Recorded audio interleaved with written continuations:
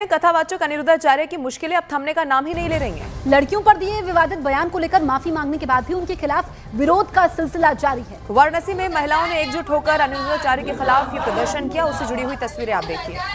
नाराज महिलाओं ने अनिरुद्धाचार्य के पोस्टर पर स्याही फेंकी, उनके बहिष्कार का ऐलान भी कर दिया। महिलाओं ने अनिरुद्धाचार्य की भाषा को शर्मनाक बताया और उनके खिलाफ कार्रवाई की मांग कर दी है।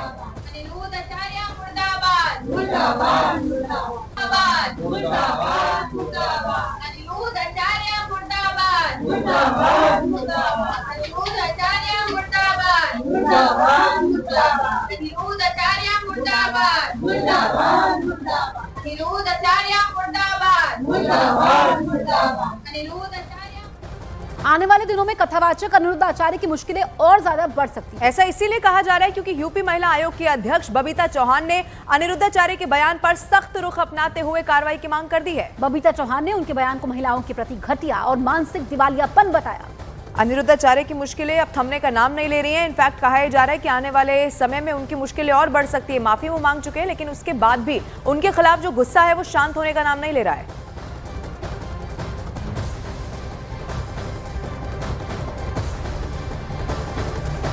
अनिरुद्धाचार्य के द्वारा की गई टिप्पणी का घोर विरोध करती हूँ कि जो उन्होंने महिलाओं को लेकर इतनी हल्की बात की है, जो बेटियों को लेकर इतनी हल्की बात की है, मुझे लगता है कि इससे ज़्यादा गंदी और घटिया भाषा का कोई प्रयोग नहीं कर सकता।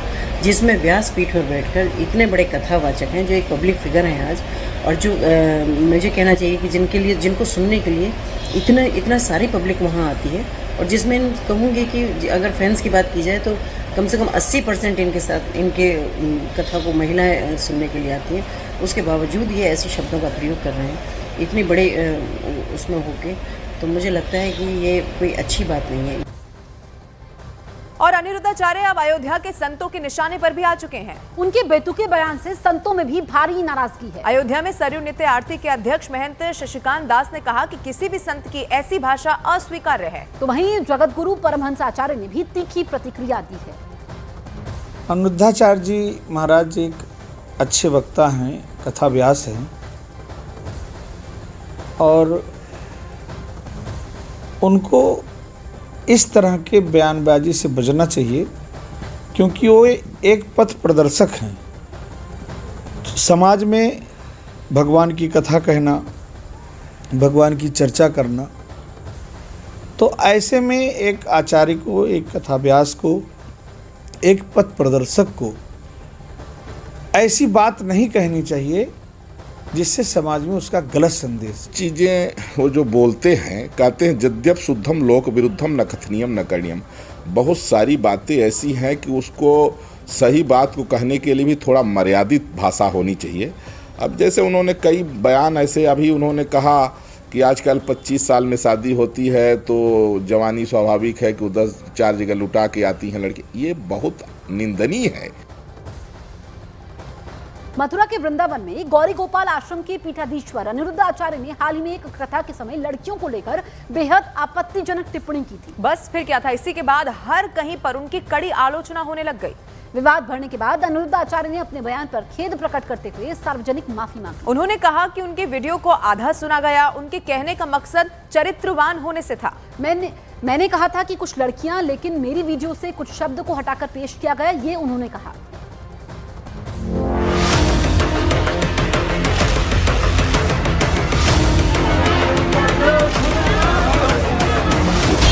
लड़कियों पर अभद्र टिप्पणी पर हल्ला बोल, बैकफुट पर कथावाचक अनिरुद्धाचार्य, लड़कियों पर विवादित बयान, कथावाचक अनिरुद्धाचार्य ने मांगी माफी। मथुरा में कथावाचक अनिरुद्धाचार्य के 14 साल की लड़कियों को शादी वाले बयान पर बवाल मचा। उनके खिलाफ नारेबाजी की गई। बाद में अनिरुद्धाचार्य का पुतला फूंककर विरोध दर्ज किया गया। विवाद गहराता देख कथावाचक अनिरुद्धाचार्य बैकफुट पर आए। उन्होंने लड़कियों की शादी की उम्र को लेकर दिए बयान पर माफी मांगने में भलाई समझी। वो 25 साल की जब तक आती है तो पूरी जवान होके आती है। जवानी कहीं ना कहीं तो वो उसकी जवानी फिसल जाएगी या बच्चों का विवाह जल्दी हो जाता था। टाइम पे देख लेना, लोग फिर जल्दी शादियां करना शुरू कर देते। हाँ, तो नारी के अपमान का कोई सवाल ही खड़ा नहीं होता। फिर भी मेरी आधी अधूरी बात सुन करके किसी भी बहन बेटी का दिल दुखा हो तो ये दास सदा आपका था, आपका है, आपका ही रहेगा। यदि आधी अधूरी बात सुन के आपका दिल दुखा तो मुझे क्षमा अवश्य करें। दरअसल हाल में एक धार्मिक कार्यक्रम के दौरान अनुरुद्धाचार्य का एक वीडियो सोशल मीडिया पर वायरल हुआ था। उस वीडियो में कथावाचक अनुरुद्धाचार्य कथित तौर पर 25 साल तक की उम्र की अविवाहित युवतियों को लेकर आपत्तिजनक टिप्पणी करते नजर आए थे।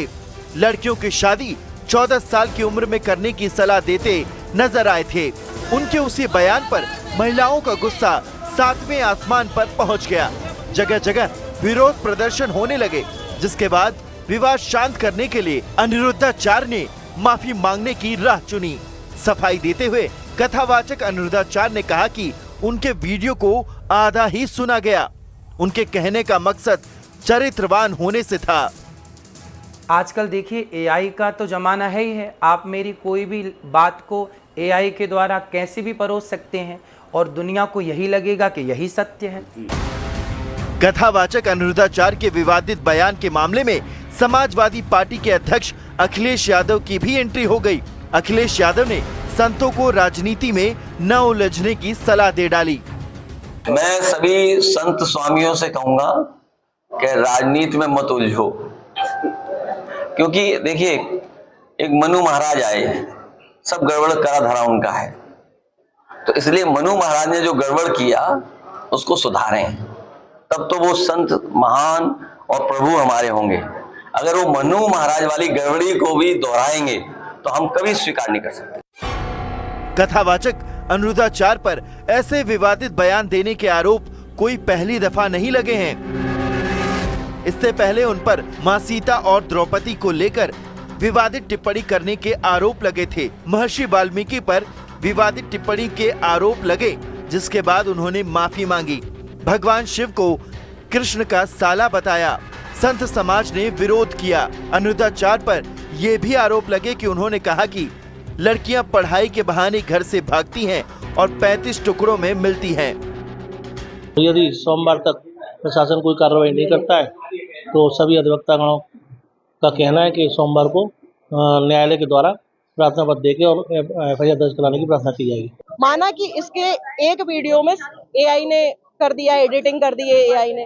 हर वीडियो में एडिटिंग तो नहीं होती है, ये हर वीडियो में गलत टिप्पणियां करते हैं। कथावाचक अनुरुद्धाचार्य ने भले ही अपने बयान पर माफी मांग ली हो, लेकिन अभी ये विवाद थमा नहीं है।